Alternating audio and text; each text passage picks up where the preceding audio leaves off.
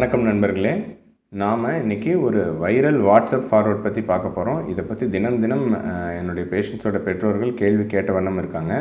அதாவது, சார், இந்த குழந்தைங்களுக்கு கொடுக்கக்கூடிய சளி மருந்து, இருமல் மருந்து, அதை பாலில் கலந்து கொடுத்து யாரோ ஒரு அம்மா 4 குழந்தைங்களுக்கு கொடுத்து இது உடனே குழந்தைங்க அடுத்த நாள் காலையில் எந்திரிச்சு பார்க்குறப்ப இறந்து போயிருந்தாங்களாமே.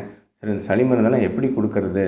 என் பையன் வேறு அந்த சளி மருந்தெல்லாம் எதுலேயும் கலந்து கொடுக்கலன்னா குடிக்கவே மாட்டேங்கிறாங்க, ஐயோ அப்படின்னு நிறைய பேர் பயப்படுறாங்க.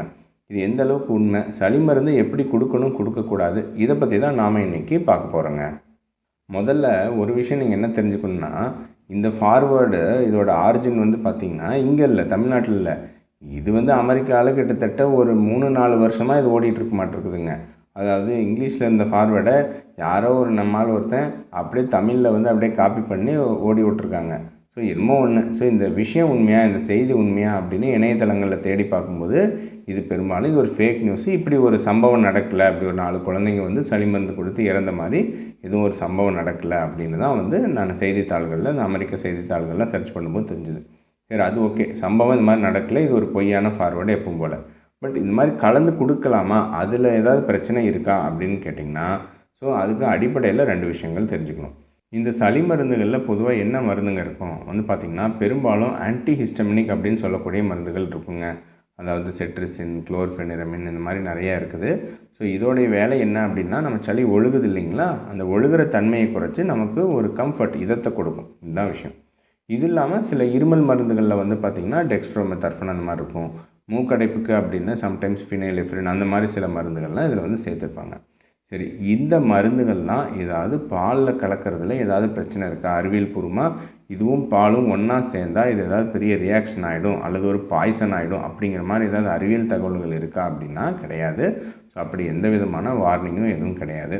இன்ஃபேக்ட் நிறைய பேர் கேட்பாங்க, சார், சாப்பிட்றதுக்கு முன்னாடி கொடுக்கணுமா இல்லை பின்னாடி கொடுக்கணுமா நிறைய கேட்பாங்க.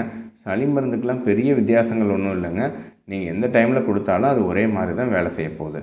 அதாவது அதிகபட்சம் என்ன சொல்கிறாங்க அப்படின்னா, சம்டைம்ஸ் உங்களுக்கு பாலோட கலந்து கொடுக்கறது, சம்டைம்ஸு இந்த ஆன்டிபயோட்டிக் மருந்துகள்லாம் சொல்லுவோம், அதெல்லாம் சம்டைம்ஸ் பாலோட கலந்து கொடுத்தா அதாவது பாய்சன்லாம் ஆகாது. அந்த ஆன்டிபயோட்டிக் கம்மியாக தான் உடம்பு அப்சார்ப் பண்ணும். ஸோ இந்த பால் திக்காக ஒரு லேயர் படிஞ்சிறதுனால, வேறு சில கெமிக்கல் இன்ட்ராக்ட் ஆகிறதுனால உங்களுக்கு அந்த ஆன்டிபயோட்டிக் மருந்து முழு டோஸு உடம்பு ஏற்றுக்காது. இதுதான் நடக்குமே ஒழிய மற்ற சாதாரண சளி மருந்து, காய்ச்சல் மருந்து இதெல்லாம் பார்த்திங்கன்னா பாலில் எந்த வித ரியாக்ஷனும் பண்ணாது அப்படின்னு தான் ஆராய்ச்சியாளர்கள் சொல்கிறாங்க.